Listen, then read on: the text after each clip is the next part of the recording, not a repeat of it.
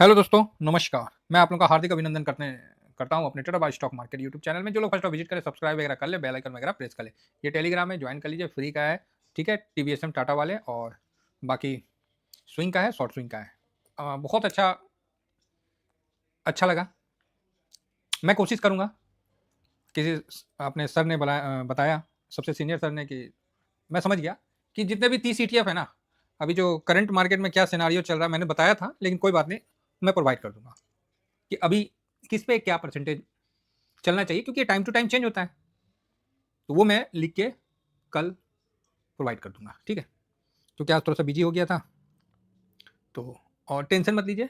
अब हम चलते हैं, शुरू करते हैं अगले हफ्ता 13 जनवरी से 17 जनवरी में क्या क्या होने वाला है, क्या क्या हो सकता है, और क्या क्या रिजल्ट आएगी। एच तो पता ना कहाँ गुप्त हो में, मतलब गुप्त में चला गया। मतलब भारत में 12-13 है, तो कोई ज़्यादा ऐसा कुछ नहीं है फिलहाल, तो नॉर्मल है केस, है ना। ऐसे स्वास्थ्य मंत्री सबका नज़र है, तो विशेष कुछ नहीं है, ठीक है फिलहाल। तो चलिए शुरू करते हैं आज का एनालिसिस, और अगला हफ्ता के बारे में क्या होगा वो हम शुरू करते हैं। तो सबसे अच्छी बात है कि एडवांस में ही मकर संक्रांति की आप लोगों को शुभकामना दे देते हैं, साथ में लोहड़ी की शुभकामना, पोंगल की शुभकामना, और जितने भी इस पीरियड में होते हैं, क्योंकि इसी समय सूर्य जो है वो दक्षिणायन से उत्तरायण में प्रवेश कर जाते हैं 14-15 तारीख से। तो इसमें क्या होता है कि जो भूगोल के अनुसार हम लोग का दिन बड़ा होने लगता है और रात मतलब जो है वो छोटा होने स्टार्ट हो जाता है। तो उत्तरायण, जिसको हम लोग उत्तरायण बोलते हैं, इसमें गंगा स्नान जो भी होता है, मतलब आदमी खरमास खत्म होता है तो करते हैं। अब गंगा तो है नहीं, तो कोई नहीं गीजर से पानी निकाल के ही छीट लेंगे, चाहे चापाकल से पानी लेके ना छीट लेंगे, बोलेंगे हर हर गंगे, हो गया गंगा स्नान। और क्या, कर्म इंपॉर्टेंट है, स्नान तो चलो जो कर पाते हैं वो तो मतलब किस्मत वाले हैं, चाहे वो। बाकी हम लोग का तो कर्म सबसे इंपॉर्टेंट है ना। कर्म करते रहना है। और यहाँ से देखिएगा, मेरा जिस तरह भरोसा है कि मार्केट भी आपको यहाँ से कुछ अच्छा करके दिखाएगा। अब अच्छा करने का ये मतलब नहीं कि यहाँ से और नीचे गिर जाने के लिए मैं बोल रहा, नहीं नहीं, मतलब हो गया ठीक ठाक करके दिखाना, ऐसा मेरा उम्मीद है। कोई डाटा नहीं दिख रहा है कि इस तरह से आपको हम बता दें कि अगला हफ्ता एकदम बढ़िया होगा। और यही सबसे अच्छा बात है कि कोई डाटा ही नहीं दिख रहा है। जब आपके आगे लगेगा कि ओहो, बेयर बेयर का पूरा एकदम कब्जा है, एकदम मतलब खत्म, नहीं, देसी भाषा में एकदम साफ खत्म, कोई रास्ता ही नहीं है, तब कुछ दिखिए नहीं रहा, तभी समझिए कि मार्केट रिवर्स लेने का पूरा अनुमान बनाता है। ठीक है, ये सब चलते रहता है। अगर इस लेवल से अगर निकल के मार्केट वापस से 26,000 चला जाए ना, ओहो, आपको इतना ज्यादा मलाल रहेगा ना कि मत बोलिए। आपका पैसा बने ना बने, लेकिन तकलीफ बहुत ज्यादा रहेगा आपके दिल में। आप बोलिएगा काश उस समय में लगा दिया होता। और यहां से नीचे गिर जाएगा ना, तब आपको और एक मलाल रहेगा कि अरे यार, लगाना नहीं था। तो देख लीजिए आपको किस स्थिति में रहना है और कैसे रहना है। बाकी मेरे हिसाब से अगर मेरे से पूछेगा तो मैं यहाँ भी लगाऊंगा, नीचे आएगा तो और लगाऊंगा। ठीक है, ऊपर चला गया तो बहुत अच्छी बात है, प्रॉफिट बुक कर लूंगा। तो कुल मिला के ठीक है। इस गिरावट में जो नए साथी जुड़े हैं उनको एक सीख मिला है कि पोर्टफोलियो में लॉन्ग टर्म में गोल्ड सिल्वर को हमेशा रखें, जिससे क्या है कि पोर्टफोलियो मातम का घर ना बने, मनहूस टाइप का ना लगे, आपको अच्छा लगे। अभी भी हम लोग का जो टोटल पोर्टफोलियो माइनस में नहीं आया है। टोटल जो नहीं होता है वो माइनस में नहीं आया है। ऐसा नहीं है कि मेरा गिरा नहीं है, मेरा भी गिरा है। 16% गिरा है, 17% गिरा है, गिरने का गिरा है, लेकिन उसमें रिटर्न भी है 20-20%, 25-25%, 34-34%, 40-40%। मैं अपना ओल्ड पोर्टफोलियो आपके साथ शेयर नहीं करता हूँ, वो करना तो गलत हो जाएगा ना। आपके सामने आपके साथ जो मैंने पोर्टफोलियो बनाया है उस पोर्टफोलियो की बात करता हूं, और आपके साथ उस पोर्टफोलियो को बड़ा भी करूंगा और सब कुछ आपके सामने दिखाऊंगा। जो चल रहे हैं मेरे साथ वो इसके परिचायक बनेंगे। अदरवाइज तो सर, लोग तो भगवान को नहीं छोड़े तो हम हमारे जैसे इंसान का क्या मतलब है। कोई भी बोल सकता है झूठ बोल रहा है, मतलब बलफ दे रहा है, मतलब जिसको जो बोलना है बोल सकते हैं, है ना। तो मैं तो किसी को कुछ बोल नहीं सकता, अपना मैं तो अपना ही बचाव करूंगा। मैं तो यही बोलता हूँ, साथ जुड़ जाइए, पता चल जाएगा। तो चलिए तो आने वाला जो 5 दिन है, 13 तारीख से 17 तारीख तक, भाई साहब बिना किसी रुकावट का चलेगा। ठीक है, कोई छुट्टी नहीं, कोई हॉलीडे नहीं। ठीक है, एकदम से एकदम लगातार मार्केट चलेगा, कोई रुकावट नहीं। 5 दिन का 5 दिन मार्केट फर्स्ट क्लास चलता हुआ दिखेगा। ठीक है, कैसा है, फर्स्ट क्लास चलता हुआ दिखेगा, कोई हॉलीडे फॉलीडे कुछ भी नहीं है। तो अच्छी बात है। नहीं है तो अब 26 जनवरी को जो है तो वो किस दिन पड़ गया तो अलग बात है, बाकी कोई नहीं है। आगे बढ़ा जाए तो अभी क्या है, इन्फ्लेशन का भारत में कल ही आ रहा है डाटा, ठीक है, इंडिया में कल 13 तारीख है ना जी, तो 13 तारीख को इन्फ्लेशन का डाटा आता हुआ दिखेगा, जो कि अच्छा आएगा, ठीक है। देखिए 13 जनवरी को लिखा हुआ है ना, 13 जनवरी को लिखा हुआ है, किसका डाटा है, तो ये इन्फ्लेशन का डाटा है, ठीक है। तो आपको भारत का इन्फ्लेशन आने से पहले ही बता दे रहा हूं, गिर के आएगा, जो कि बढ़िया है।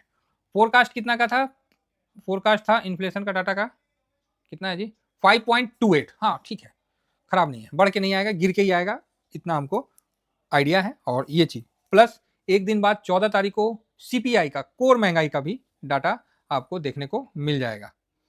होलसेल प्राइस इंडेक्स का भी डाटा आपको 14 तारीख को मिल जाएगा, ठीक है। तो चलिए पहले खुदरा देख लेते हैं, फिर होलसेल का भी देख लेंगे। तो उसी प्रकार अमेरिका में भी 13 तारीख को उनका भी इन्फ्लेशन डाटा, अनएम्प्लॉयमेंट डाटा तो ठीक ही आया था, गिर के आया था, तो इसका मतलब है कि रेट कट नहीं होगा। उनकी तो पूरी गाड़ी रेट कट पे ही रह गई है, उनकी पूरी गाड़ी तो रेट कट पे ही चल रही है। तो चलिए अच्छी बात है, उनकी गाड़ी है, जहां चलाना है चलाएं भाई, अपने को क्या है, अपने को तो बस ईटीएफ से मतलब है। तो ये देखिए सीपीआई है, ये कब आ रही है जी उनका, इनका 15 तारीख को सीपीआई डाटा वाला आ रहा है, महंगाई, ठीक है। तो नहीं सॉरी, हाँ जनवरी 15 को आ रहा है। और इन्फ्लेशन का इनका भी, एक सेकेंड, हाँ यूनाइटेड इन्फ्लेशन का डाटा, अच्छा इन्फ्लेशन भी इनका 15 तारीख को आ रहा है, 2.7 का है। अगर 2.7 ही आ जाता है तो मतलब फिर तो रेट कट होने का उम्मीद कम है। अगर इन्फ्लेशन का डाटा खराब आएगा तो रेट कट की उम्मीदें बढ़ जाएगी। कहाँ, अमेरिका में। हमारे यहाँ ऐसा कुछ नहीं है, हमारे यहाँ अगर बढ़ के आ गया ना तब तो और बुरा हाल हो जाएगा। उनके यहाँ बढ़ के आएगा तो बढ़िया, हमारे यहाँ तो घट गया तो अच्छा है। तो ये सिचुएशन आपके सामने है। बाकी रिजल्ट सीजन स्टार्ट हो चुका है, दवा के रिजल्ट आ रही है कंपनियों का, देखते हैं। बड़ा बड़ा का देखेंगे, अब रिलायंस का देखेंगे, एचडीएफसी बैंक का देखेंगे, मतलब थोड़ा सा इसी तरह से। बाकी रिजल्ट आ रहा है, हम लोग उतना नहीं, बस जो निफ्टी के हैं चाहे बड़े बड़े जो है, रिजल्ट अच्छा आना चाहिए, क्योंकि रिजल्ट नहीं अच्छा आएगा तो फिर परफॉर्मेंस खराब होगा। तो रिजल्ट देखना है कि क्या सेकंड क्वार्टर की तरह आ रहा है कि इस बार कुछ अच्छा आ रहा है, तो उस पर भी हम लोग का ध्यान रहेगा। बाकी सीपीआई, बाकी एचएमपीवी का तो अभी छोड़ दीजिए। अब इस दौरान आपको थोड़ा सा ब्रेंट बढ़िया है, 79.76। तो जो 115 120 में ब्रेंट को देख रखा है ना, उसके लिए 79, 120 121 का देख रखा है ना, उसके लिए 79 तो मेरे कागजों में तो प्लस में ही है। हम तो 80 के ऊपर न्यूट्रल करेंगे और 85 के ऊपर निगेटिव करेंगे, तो मेरे तरफ से तो ठीक है, कोई ज्यादा ऐसा पैनिक वाली बात नहीं है, ब्रेंट ठीक है, कोई दिक्कत नहीं है, मोटा मोटी ऑल ओके है। हाँ यूएस का जो डॉलर इंडेक्स जो, और साथ में बॉन्ड यील्ड, इसका बोले थे ना कारण निकल के आएगा, न्यूज बनेगा, यूएस मार्केट गिरेगा। आप सामने देख लीजिए, बॉन्ड यील्ड जो जबरदस्त हाई यहाँ आया, फिर गिरावट आया, फिर जो 2-3 दिन में बढ़ा, पूरा चांस था कि मार्केट गिरेगा। हमने आपको बताया ना, रेड लाइट जला दिया, अब आप तोड़ के जाइएगा तो भैया पेनाल्टी तो घर आएगा ना, घर आएगा ना, तो वही हाल है। तो गिरावट हो रही है, अच्छी बात है। यही चीज मैं डॉलर इंडेक्स के लिए भी बोलूंगा। डॉलर इंडेक्स का बढ़ जाना और 109.49 हो जाना, जिसके सामने रुपया का काफी कमजोर होना, ठीक है। तो अभी तक के इतिहास में इसका बढ़ने का मतलब कमोडिटी गिरना, और कमोडिटी गिरा है, ऐसा नहीं है कि कमोडिटी नहीं गिरा है। टाटा स्टील वगैरह देखिए अच्छा करेक्शन में हो गया है, काफी गिर रखी है कमोडिटी, लेकिन गोल्ड नहीं गिरा है, ठीक है, गोल्ड नहीं गिरा है, सिल्वर ऊपर आ रहा है। तो यहां कहीं ना कहीं दबे जवान में आप इस बात को भी समझिए कि थोड़ा सा विरोधाभास तो उत्पन्न हो ही गया है, अर्थात कुछ ना कुछ तो डॉलर के अगेंस्ट खड़ा हो रहा है। इस चीज को मैं कई दिन पहले भी बोला हूं, और चिंता की बात नहीं है, हमेशा किसी ना किसी का समय हमेशा के लिए नहीं होता है, वो समय हटता है तभी किसी का समय आता है। तो डॉलर का भी अगर समय हटता है, उसके बदले कोई नई करेंसी लेती है तो गलत नहीं है, जो कि हमारे विदेश मंत्री ने कहा था, जयशंकर साहब ने कहा था, तो वो भी अच्छा है ना। तो यहाँ पर ही गोल्ड मजबूत है और बढ़िया है अपना, कोई गिरावट पे नहीं है गोल्ड, अपने पिछले हाई के आसपास ही है ना। तो एक बार गिरावट हुई थी, फिर से हाँ इसमें गिरावट आएगा, ट्रम्प साहब के आने के बाद इसमें गिरावट आएगा, ऐसा मेरा मानना है। और नहीं आता है तो कुछ नया चीज हमारे साथ हम लोग को सीखने को मिलेगा। सिल्वर भी देखिए नीचे से लेवल से टच करके ऊपर के लेवल में जा रहा है, लेकिन रसिस्टेंट इसको बार बार टकरा रहा है। सिल्वर ऊपर से अभी भी नीचे है, कोई पता नहीं कब ऊपर हो जाए, ठीक है। तो इसमें भी हम लोग का पूरा अच्छा से निवेश है और हम इसमें अपना शॉर्ट स्विंग सब बना के कर रहे हैं। तो ठीक ठाक चल रहा है। बाकी जो गिफ्ट निफ्टी जो यहाँ दिखा रहा है, मार्केट तो अभी क्लोज है, कल जब खुलेगा सुबह में देख लेंगे, बाकी 500 के पास है। तो मेरे को नहीं उतना लग रहा है कि 23,000 किसी झटके में तोड़ दे, ऐसा कुछ भी मुझे नहीं लग रहा है, क्योंकि बहुत ज़्यादा निगेटिव जब हो जाता है ना तो मार्केट वापस बाउंस बैक की तरफ मारता ही मारता है।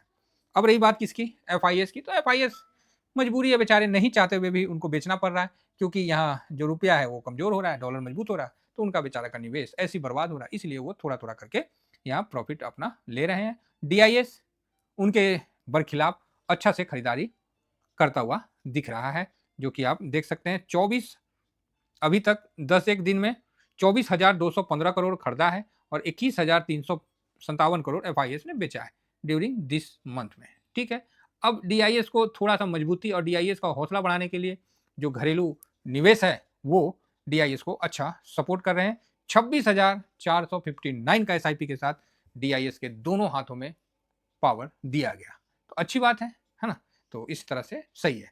अभी इस कंडीशन में जो एफआईएस का पोजीशन है वो काफ़ी कम है, जो कि और अच्छी बात है। तो यहाँ से अगर एफआईएस इस मंथ 20% आ जाए तो ताज्जुब मत होइएगा, ऑलरेडी बेचारे 15% पे है, बहुत लो पोजीशन पे है और यहाँ से ज़्यादा गिरावट मुझे कहीं दिख नहीं रही है दूर-दूर तक। बाकी पूरा मार्केट बेयर के पक्ष में है। मैं अकेला खड़ा हूँ बुल के साथ और मैं बुल के साथ ही रहूँगा, चाहे जो भी हो जाए। काहे तो भैया टेक्निकल फॉल्ट है, ये समझ लीजिएगा। हम लोग मंदेरिया नहीं हैं, हम तेजरिया हैं। ये मेरी प्रॉब्लम है, आपकी प्रॉब्लम से मैं ज़रूर इत्तेफ़ाक रख सकता हूँ, लेकिन आप भी मेरी बातों से समझिए कि हम क्या करें।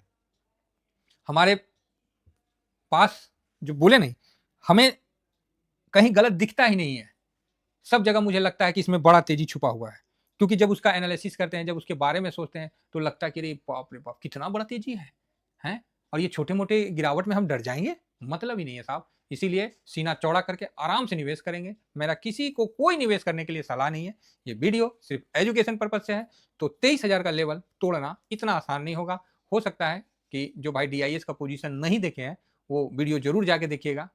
डीआईएस का पोजीशन वाला वीडियो जिसमें हमने आपको लेवल निकाल के बताया है, तो मेरा भी अब वहां तक बाइंग रहेगा और मैं यहां आराम से मार्केट को साथ चलूंगा। ठीक है साहब, बाकी कल सुबह जैसा होगा अचार अचानक के वीडियो के साथ हम अपना शुरुआत करेंगे और भगवान से ये प्रार्थना है कि जिस तरह मकर संक्रांति का पर्व त्यौहार जो बोलिए आ रहा है, तो मार्केट यहाँ से सेंटा जी तो बेचारे कुछ ना कर पाए, वो तो कोई गिफ्ट गुफ्ट बांटे नहीं, उल्टा और लेके चले गए, तो सेंटा जी को बाय बाय करते हैं।